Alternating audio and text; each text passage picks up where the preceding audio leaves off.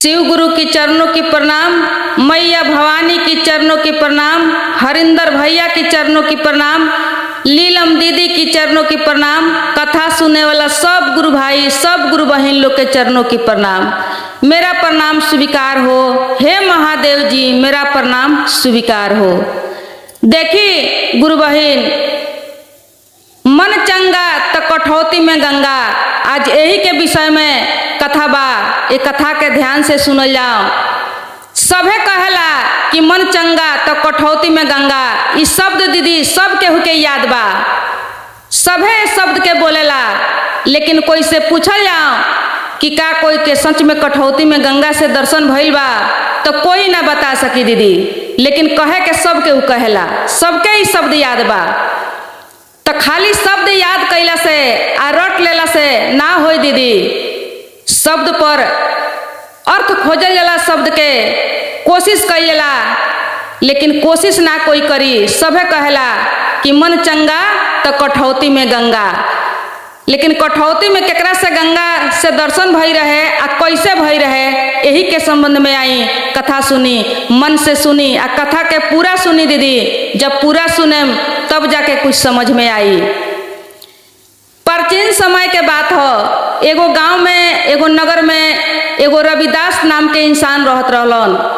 उ जात के चमार रहलन दीदी, जूता सिए के जूता बनावे के काम करस। बड़ा गरीब रहलन, लेकिन दिल के बा से बहुत साफ रहलन, एकदम निर्छली रहलन, सच्चा दिल रहे उनकर। उ जूता सियस आ वही समय में उ गंगा जी पर विश्वास करस आ गंगा मैया के भक्ति करस। काहे कि जूता सियत में उ पानी राखस, एगो कठौती में पानी रखले रहलन। वही पनिया के गंगा मैया समझ के विश्वास करके अपन रोजगार करस। अब एक दिन के बात हो कि कुछ ब्राह्मण लोग गंगा स्नान करे जात रहे। जब गंगा स्नान करे जात रहे तो रविदास कहलन कि हे ब्राह्मण देवता, हई एगो रुपया बा, एकरा के ले ले जाई, गंगा मैया के दे देम।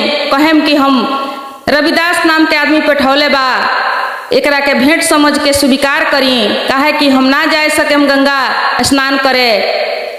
पहले तो ब्राह्मण बड़ा तर्क कैलन कि तोहनी ऐसा छोट आदमी के हई भेंट गंगा मैया स्वीकार ना करीहन, तोहनी ऐसा छोट जाति के देवता लोग ना स्वीकार करी। लेकिन जब रविदास प्रार्थना कैलन, निहोरा कैलन, तो ब्राह्मण लेके गैलन उनकर पैसा। जब गंगा स्नान कैलक लोग, ओकरा बाद में जौन 1 रुपया रहे तौन ब्राह्मण गंगा मैया के सौंप दहलन, गंगा जी में डाल के कहलन कि रविदास के पेठावल हो, हे गंगा मैया रउआ उनकर भेंट स्वीकार करी। अब इतना बात जब गंगा मैया सुनली तो गंगा मैया वहाँ प्रकट हो गईली। प्रकट होके उ ब्राह्मण के बा से एगो कंगन, हाथ के बहुत सुंदर कंगन, सोना के कंगन रहे, हीरा मोती जड़ल रहे वो कंगन में। आ ब्राह्मण के दहली आ कहली कि ले जाके हमरा भक्त रविदास के दे देवे के। लेकिन ये ब्राह्मण जे बाड़न, इनका मन में लोभ हो गई, लालच हो गई कि रविदास के तो मालूम ना हुई कि गंगा मैया कंगन पेठौले बाड़ी, तो ये कंगन के हम काहे ना राज दरबार में राजा के दे घाली। अगर राजा के हम देतानी तो बहुत ढेर सारा हमरा इनाम मिली, हम धनी हो जाएम, अमीर हो जाएम। यह मन में लालच हो गल ब्राह्मण के। अब वो लेके राज दरबार में गइल बड़न कंगन। जब राज दरबार में गइल बड़न, रानी देखली तो बहुत सुंदर कंगन रहे, काहे कि गंगा मैया के देहल कंगन रहे। धरती पर वैसन कोई सोनार या कोई इंसान बनावे वाला ओकरा के ना रहे। लेकिन रानी सोचली कि एगो कंगन लेके हम का करें, हमरा एक कंगन के जोड़ा चाहिए। जब 2 गो कंगन होई तब तो हम दोनों हाथ में लगाएम कंगन। अब राजा से जिद कैली रानी, बहुत जिद कैली। राजा कहीं कहीं पता लगौलन कि हम एक जोड़ा लगवा देम, कहीं ना केहू बनावे सकल, ना कहीं से उ किनाए सकल, ओकर जोड़ा ना लगल। फिर राजा उ ब्राह्मण के बोलौलन, ब्राह्मण के बुला के कहलन कि हे ब्राह्मण, जहाँ से तू कंगन ले आई बड़ वही जैसे कंगन के जोड़ा ले आओ, आ ना ले आइब तो हम तोहरा के फांसी दे देहम। प्राण के सजाए के दंड दहलन राजा। अब देखी गुरु भाई गुरु बहिन, ब्राह्मण तो चलाकी कैले रहलन कि हम यदि देतानी तो हमरा मुँहमंगा इनाम मिली, बहुत ढेर सारा इनाम मिली तो हम बहुत धनी हो जाएं। लेकिन देखी यहाँ लोभ के कारण उल्टा कैसे अवसर पड़ता। जब राजा कहले कि हम फांसी दे देहम, तो बताई जब राजा के कोनो दुकान से या कोनो सोनार के पास से कंगन ना मिल रहे तब ब्राह्मण कहाँ से ले हन। अब ब्राह्मण के जे बा से भेद खोले के पड़ल वहाँ कि हे राजन, ई कंगन कहीं से हम कीन के नहीं खिले आइल, कहीं हमरा मिलल नहीं खे। ई कंगन जे बा से गंगा मैया दिले बाड़ी, आ उ दिले रहली रविदास खातिर, लेकिन हमरा मन में लोभ भइल, हम रउआ के लिया के दे दहनी। एकरा खातिर हमनी के रविदास के पास पहुँचे के पड़ी। अब सब केहू मिल के ब्राह्मण आ राजा गइल बालो रविदास के लगे। रविदास से जाके कहता लो तो रविदास के तो कुछ मालूम ना रहे कि हमरा खातिर गंगा मैया कंगन पेठौले बाड़ी। लेकिन जब ये बात सुनलन तो कहलन कि हे गंगा मैया, वही कठौती में जौना कठौती में वो दिन रात गंगा मैया के दर्शन करस विश्वास से, वही कठौती में कहलन कि हे गंगा मैया, हमरा मालूम नहीं खे कि कंगन रउआ हमरा खातिर पेठौले बानी, लेकिन यदि सच में पेठौले बानी तो आज हमरा भक्ति के लाज राखी, आ ये कंगन के जोड़ा लगा दी, तब तो जाके हमरा विश्वास होई कि कंगन रउआ हमरा खातिर पेठौले बानी, न तो हमरा मालूम नहीं खे। निहोरा कैलन, गंगा मैया के प्रार्थना कैलन। जब प्रार्थना कैलन कि लाज के बात बा, आज हमर लाज बचाई। अब गंगा मैया जब देखली कि हमरा भक्त के ऊपर ऐसा सवाल आइल बा, लाज के बात बा, तो वहाँ फेन प्रकट भइली। वो कंगन के जोड़ा लेके आ वो कंगन के जोड़ा लगा देली। सब केहू गंगा मैया के हाथ के दर्शन कैलक। दर्शन जब कैलक तो सभे वहाँ धन्य हो गई। रविदास के सब केहू धन्यवाद दहलक कि सच में ये बहुत बड़का भक्त बड़ेन, इनका भक्ति से प्रसन्न होके गंगा मैया पहलहू कंगन दिले रही, आज भी कंगन दिली। तो देखें गुरु भाई गुरु बहिन, रविदास के आज संत के नाम से जाना जाला, रविदास नाम के संत। तो देखिए गुरु भाई गुरु बहिन, समझे वाला बात ई बा कि रविदास के कैसे गंगा में, कैसे कठौती में गंगा जी के दर्शन भइल। उन्हीं के दर्शन भई रहे जौना के आज कहल जाला कि मन चंगा तो कठौती में गंगा। इस शब्द रविदास कहलन। जब गंगा मैया के दर्शन भइल तो उहे कहलन कि मन चंगा तब कठौती में गंगा। जब तक मन चंगा ना होई तब तक कठौती में गंगा ना होई। मन के चंगा करे के कहे के मतलब कि मन में अटूट विश्वास होखे, मन में कोनो छल पाँच ना होखे, कोनो लोभ लालच ना होखे, मन निर्छली होखे। दीदी देखी जे भक्ति कैले बा सही मन से सही दिल से, ओकरा कब भगवान दर्शन नहीं देले। हमनी के तो सिर्फ कहीं ने सन, केवल कहीं ने सन, कहला से ना होला। दीदी देखी जकरा विश्वास भइल ओकरा पत्थर में भगवान के दर्शन भइल। भक्त प्रहलाद के पत्थर में विश्वास रहे तो पत्थर में भगवान दर्शन देहनी।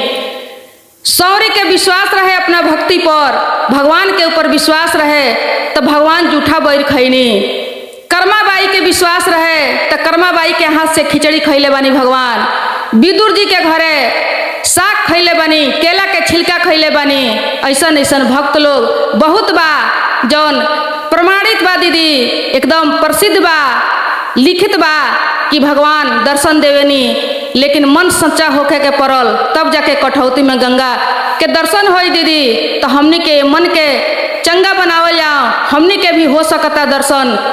हमनी के भी काहे कि वो लोग एगो इंसान रहे, हमनी के भी इंसान बानी सन। दीदी जब हमनी के मन चंगा कल जाई तो हमनी के शिव से, हमनी के गुरु जी से जरूर दर्शन होई। शिव के गुरु बनौले बानी तो तब बहुत बढ़िया बा, अगर नहीं बनौले तब बना ली। अब विश्वास करी दीदी, ना ज़्यादा तो थोड़ा थोड़ा भी हमनी के गुरु के दया जरूर मिली। आ जब हमनी के भक्ति अटूट होखे लगी तो हमनी के खुद अनुभव होई कि हमनी के गुरु जी के दया मिलता कि नहीं मिलत। गुरु जी के दर्शन जरूर होई दीदी, कोनो ना कोनो रूप में, कोनो ना कोनो भेष में। केहू नहीं जानत कि भगवान कब कौना रूप में कहाँ भेटा जाइहन।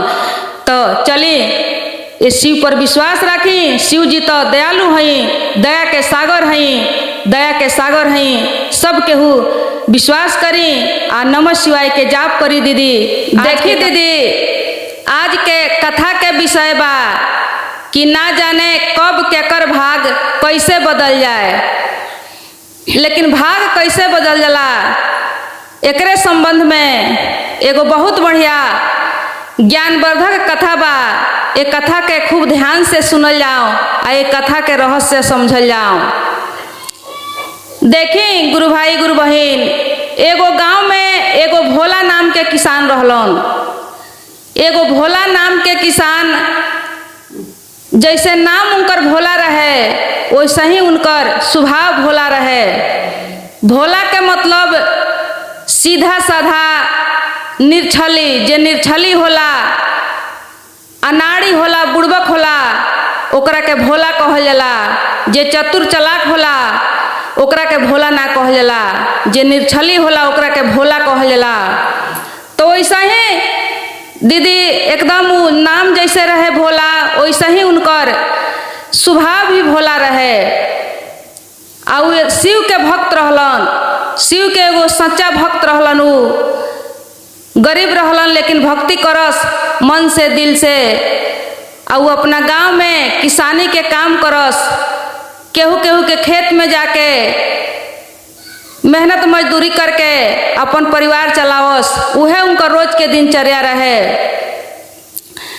अब देखी दीदी, जब वो मेहनत करके खेत में काम करके अपन जौन पैसा लेके कमा के आवस, वो पैसा से सबसे पहले वो महादेव जी खातिर कुछ प्रसाद किनस।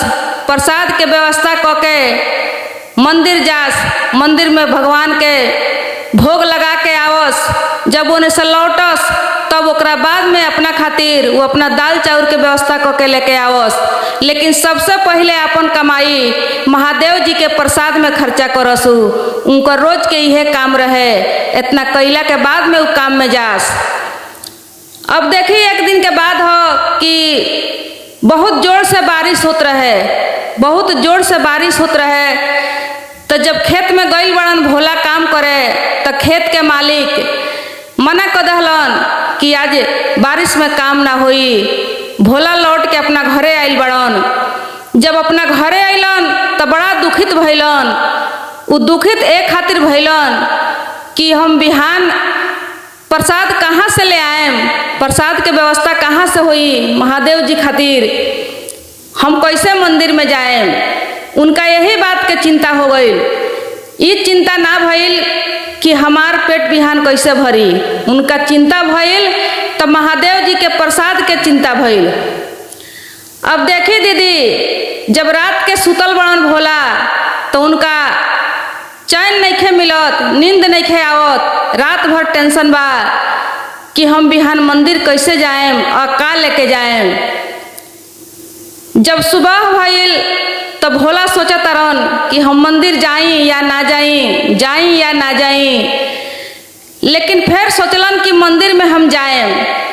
मंदिर में जाके महादेव जी के सामने हम दोनों कर जोड़ के माफ़ी मांगेम कि हे महादेव जी, काल जबा हमर कोनो काम ना मिलल, हमर काम ना मिले के वजह से हमरा लगे 2 रुपया ना आइल, हम रउआ प्रसाद के व्यवस्था ना करे सकनी। आज हम अपना आप के रउआ के समर्पित करतानी, समर्पण करतानी। समझी कि हम अपना के चढ़ा रहल बनी रउआ के, इहे स्वीकार करेम, एकरे के रउआ अपन प्रसाद समझेम। इहे सोच के भोला कहलन कि हम मंदिर जाएम। ऐसा हूँ भगवान सुनले बानी कि भगवान के तो सब मालूम होखेला, तो भगवान के तो मालूम होई, महादेव जी के मालूम होई कि आज हमरा काम ना मिलल, ओकरा वजह से हमरा पैसा नहीं खे। अब देखी गुरु बहिन, इहे सोच के भोला वहाँ से निकला तारन, मंदिर के ओर जब बढ़ तारन आगे, तो कुछ दूर जब पहुँचल बड़न तो रास्ता में भोला के ठेस लागता। ठेस जब लागता तो भोला गिर जाता रहन वहाँ। जब भोला गिर गईलन तो जब झाड़ के खड़ा होता रहन तो सोचलन कि देखी यहाँ कौन ऐसा चीज बा जौना वजह से हम गिर गई हो। आज हम गिरल बानी, बिहान कहीं दोसर केहू गिर जाई, ओकर हाथ पैर टूट जाई। अब वो देख के आ कहत रहन कि यहाँ कौन चीज बा, हम एकरा के कोड़ के निकाल के फेंक देतनी। अब वहाँ वो कोड़ाई शुरू कर दहलन, वहाँ खुदाई जब शुरू कैलन, 1-1.5 हाथ जब गहराई में पहुँचता रहन तो धन से भरल सोना के घड़ा जौना में हीरा मोती के डॉलर झलकता दिखाई देता भोला के। भोला जब निकालता रहन तो धन से भरल घड़ा रहे। भोला खुशी भइलन, महादेव जी के चमत्कार समझलन, कहत रहन कि हे भोला रउआ धन बानी जौन हमरा के आज अपना प्रसाद के व्यवस्था करा देहनी। हमरा बहुत चिंता रहल, हमर चिंता रउआ दूर कर देहनी। अब देखी दीदी, वो पैसा लेके सबसे पहले वो महादेव जी खातिर प्रसादी किनलन। प्रसादी किन के महादेव जी के मंदिर में गईलन। अब मंदिर में जाके महादेव जी के धन्यवाद दिलन। धन्यवाद दे के दोनों हाथ जोड़ के प्रणाम कैलन और प्रसादी के भोग लगलन महादेव जी के। तो देखी दीदी, एक कथा से यह सीख मिलता कि भक्ति ऐसा नहीं होखे के चाहिए। भक्ति में कोनो चाहत ना होखे, कुछ इच्छा ना होखे, कुछ मांग ना होखे, निस्वार्थ होखे। भक्ति एकदम निस्वार्थ होखे। भोला के जैसन मन होखे, पवित्र होखे, शुद्ध होखे। देखें दीदी, भोला के जब कमाई ना भइल तो भोला के अपना पेट के चिंता ना भइल। भोला के चिंता भइल तो महादेव के प्रसाद के चिंता भइल। आ जकरा महादेव के चिंता हो जाई, जकरा महादेव के टेंशन हो जाई, ओकर टेंशन महादेव जी खुद ले लिहन, उनकर हर कुछ पूरा करिहन। तो देखी गुरु भाई गुरु बहन, अपना खातिर कुछ नहीं के सोचे के, अपना खातिर सोच के या मांग के का करें।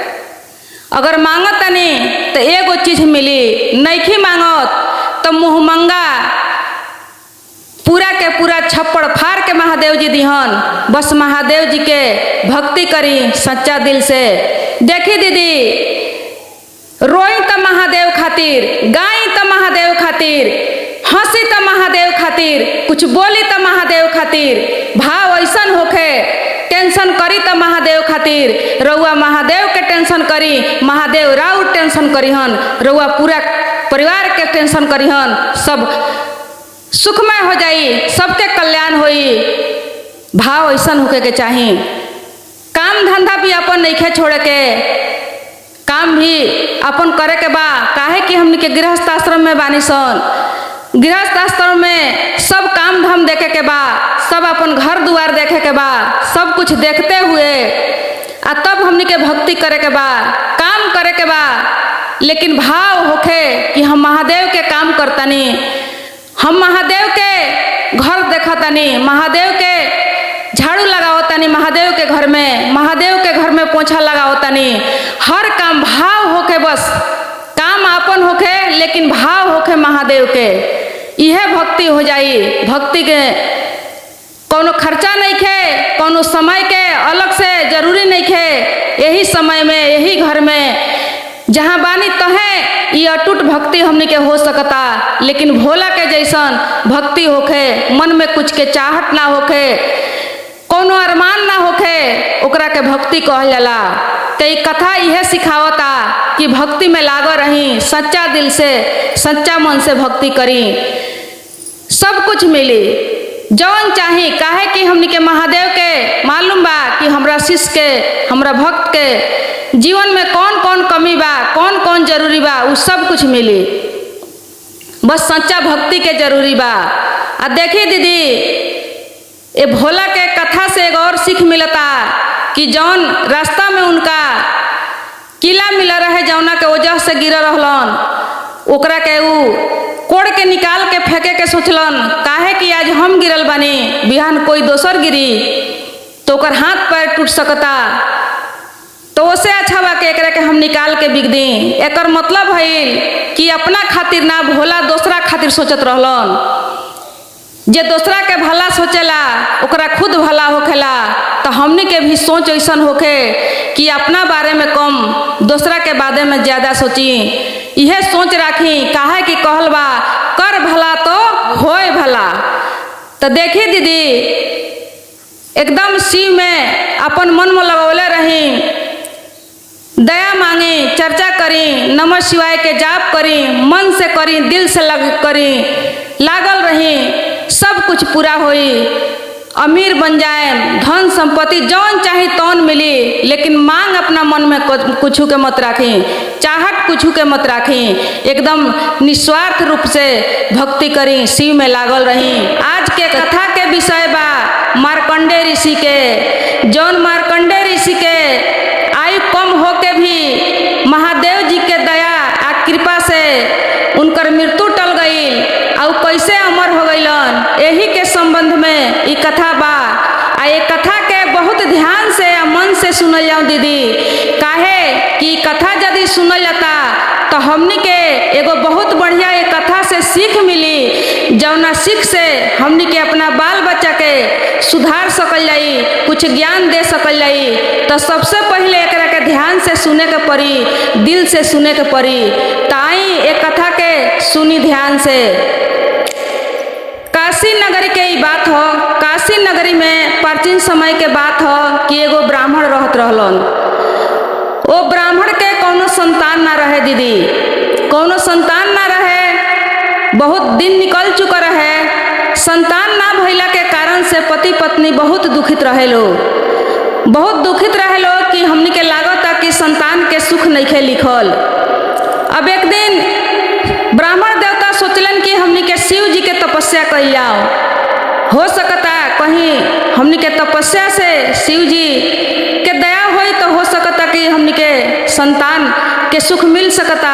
यह सोच के देखें गुरु भाई गुरु बहन, शिव जी पर विश्वास करके वो ब्राह्मण देवता शिव के तपस्या करे लागल लो। दोनों पति पत्नी मिलके शिव के तपस्या कैलक लो। इतना ना अटूट तपस्या कैलक लो, साधना कैलक लो कि महादेव जी के बेबस होके प्रकट होके के पड़ल। जब महादेव जी प्रकट भइनी तो कहनी कि हे ब्राह्मण देवता, हम तहरा भक्ति से प्रसन्न भइनी, तू मांगो, का मांगो तारो, कौनो वरदान हमरा से मांगो। ब्राह्मण देवता कहले कि हे प्रभु, सब कुछ पूरा बा, कुछ कमी नहीं खे। रउआ तो अंतर्यामी हई, रउआ तो पता बा कि हम संतानहीन बानी, हमरा संतान नहीं खे, हमरा संतान के सुख चाहिए हे प्रभु, यह कमी बा हमरा जीवन में। महादेव जी कहनी कि ठीक बा, संतान तहरा होई, लेकिन दो किस्म के संतान बा। अब वो दोनों में से तहरा कौन चाहिए से बताओ। महादेव जी कहनी कि देखो, एगो कुपुत्र बा आ एगो सुपुत्र बा। कुपुत्र जौन बा ओकर लंबा आयु होई, लेकिन वो दुष्ट नालायक होई।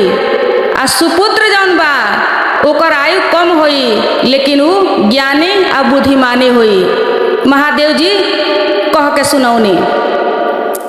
तो देखिए दीदी, ब्राह्मण देवता कहले कि दुष्ट नालायक वंश से अच्छा बा बिना संताने के रहल ठीक बा, तो ओसे हमरा सुपुत्र चाहिए, भले कमे दिन साथ रही, लेकिन बुद्धिमानी या ज्ञानी वंश के हमरा जरूरी बा।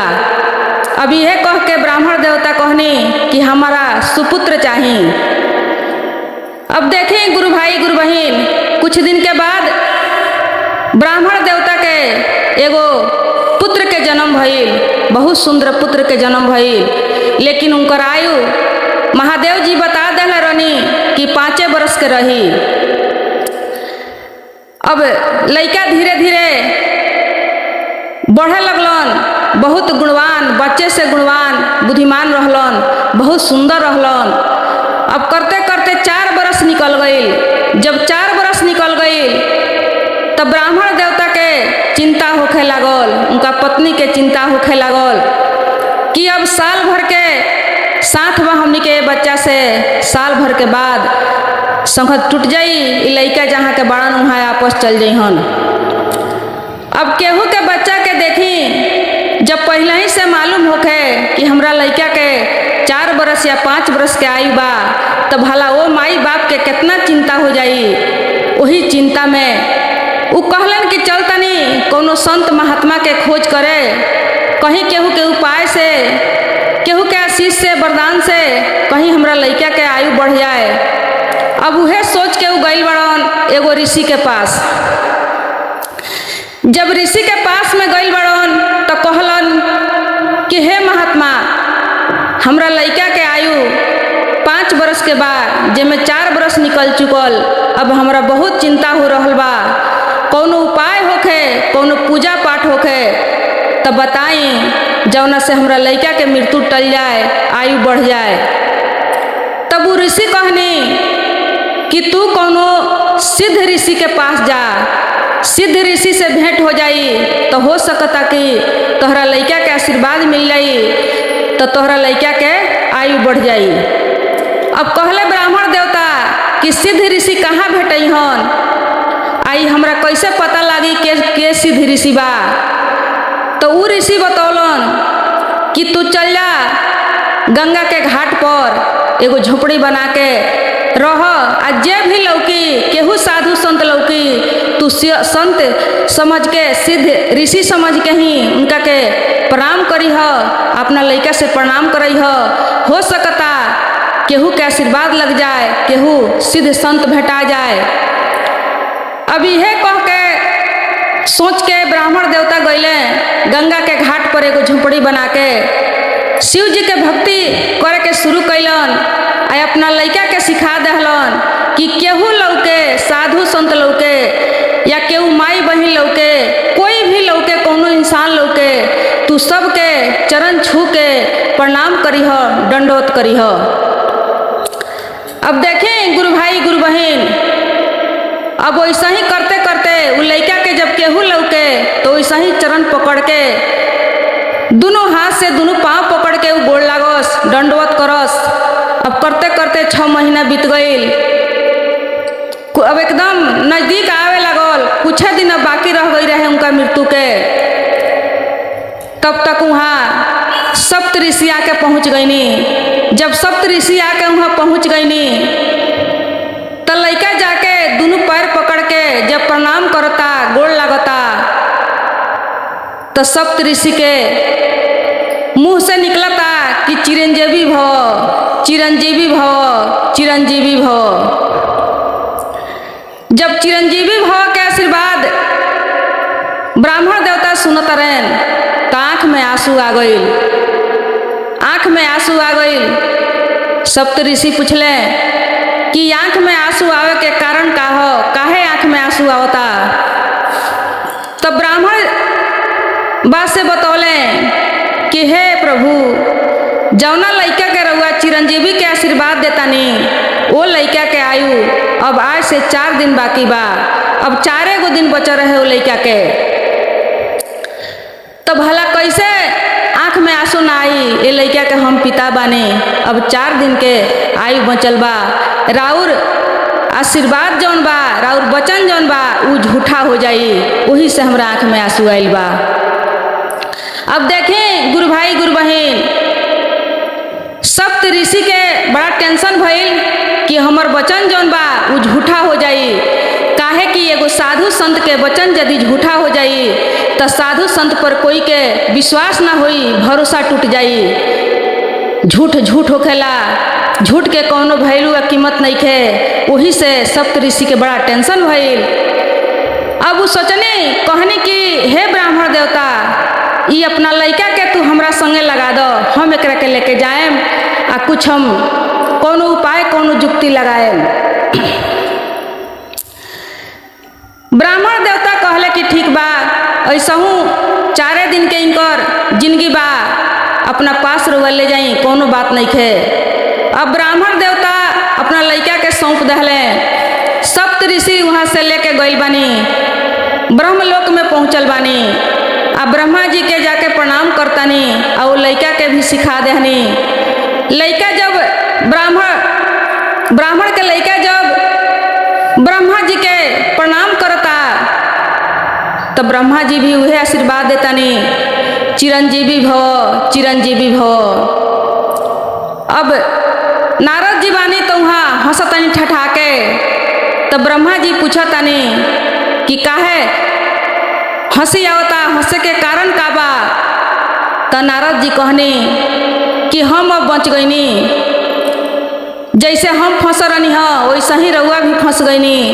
जौना लड़का के रउआ चिरंजीवी के आशीर्वाद देतानी, वो लड़का के आयु अब 3 दिन बाचल बा, आ वो लड़का के रउआ आशीर्वाद देतानी, तो वही से हम हंसतानी कि अब हम अकेले ही झूठा ना कहाएम, एमे रउओ संगे संगे शामिल हो गईनी, वही से हमें लड़का के यहाँ लेके आइल बानी।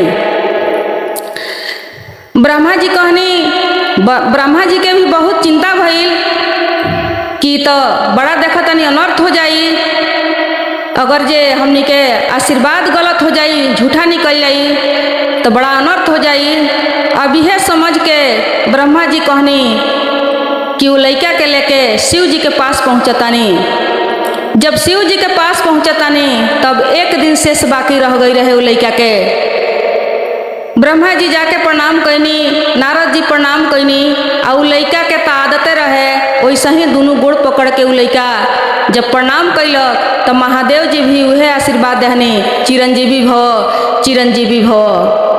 तो ब्रह्मा जी कहनी कि अब बहुत बढ़िया भल कि हमहू बच गईनी, काहे कि ये बच्चन से एगो हम अकेले ही झूठा ना कहें। महादेव जी कहनी कि का बात बा? ब्रह्मा जी बतौनी कि लड़का के अब 1 दिन शेष बाकी रह गई बा, आ हमनी के आशीर्वाद दे चुकल बानी सन, हमनी के वचन झूठा होखे वाला बा, वही से ई रउओ से वचन दिवा देनी है सन कि ये झूठ में रउओ शामिल हो जाए। अब महादेव जी जब देखा तनी तो उ तो लड़का हमरे वरदान हो, हमरे देहल हो, देख के बड़ा चकित हो गईनी। चकित होके अब सोचनी कि हमने के वचन झूठा हो जाई, तो उनकर जन मृत्यु रहे, जमराज जमदूत जब आई लो तो जे भला महादेव के शरण में चल जाई दीदी, महादेव के जे पास बा ओकरा के कोनो मृत्यु आ कोनो काल का कर सकता। महादेव जी अपना दया से कृपा से उनकर मृत्यु टाल देनी, टाल के उनका के अमर होके के वरदान देनी। आ वरदान देनी तो उनकर नाम पड़ल मार्कंडेय ऋषि। मार्कंडेय ऋषि संत के नाम से प्रसिद्ध भइलन आ वो अमर हो गइलन धरती पर। तो देखी दीदी, एक कथा में सीखे वाला आ एकरा के समझे वाला एगो बहुत बढ़िया बात बा कि उ लड़का के मृत्यु टलल कैसे, ओकर आयु बढ़ल कैसे। वो लड़का में जौन गुण रहे, गोड़ छू के गोड़ लागे के, तो वह गुण ओकरा के जाके ओकरा के मृत्यु से बचौलो। काहे कि आशीर्वाद मिलल, जब वो गुण ना रही तो एक से एक महात्मा लोग से, ऋषि लोग से भेंट ना होई आ ओकरा आशीर्वाद ना मिली। एक कथा से यह सीख मिलता कि वो लड़का के जौन गुण रहे, आदत रहे, वही से ओकर मृत्यु टलल।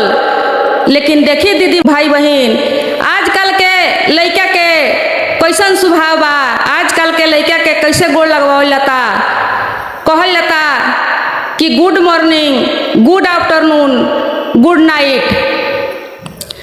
आज के लड़का ऐसे प्रणाम करता, पहले के लड़का जब गोड़ लागे केहू के तो हमने के पुरखा पुरनिया लोग आशीर्वाद देवे, कहे कि जुग जुग जी है ए हमर बाबू, अखे अमर हो जाइ हो, हमरो उमरिया तोहरा लाग जाए।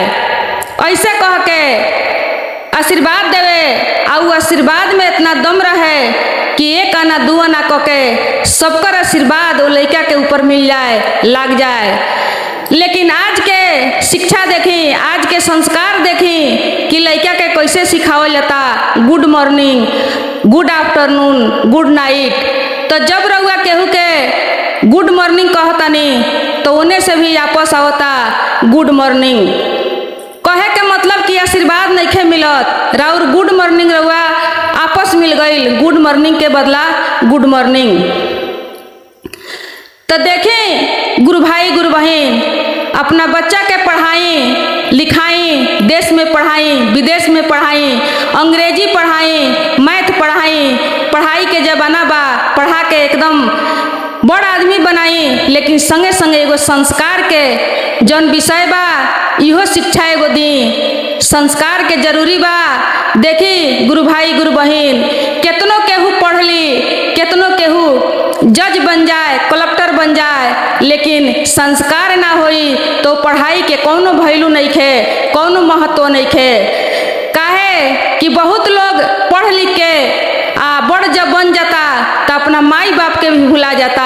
कहीं कहीं सुने में आवेला कि आवेला समय में अपना माई के केहू पूछेला ई के हो तो कहेला लोग कि नौकरानी हई, बाबूजी के केहू पूछेला ई के हवन तो कहेला लोग कि हमरा घर के जाना हवन, नौकर हवन।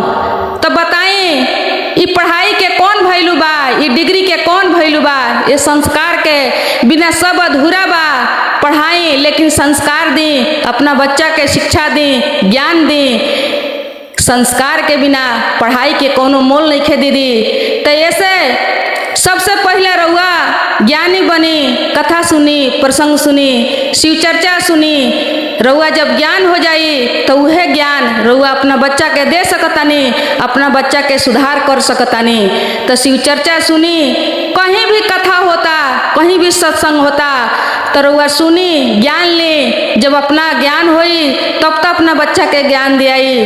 तो बहुत जरूरी बा हमनी के कथा शिव चर्चा सुनल आ शिव के गुरु बनाई। शिव के गुरु जब बनाए आ शिव चर्चा जब सुने तो खुद ज्ञान होखे लगी। तो आज के कथा अब इतने समाप्त होता। हर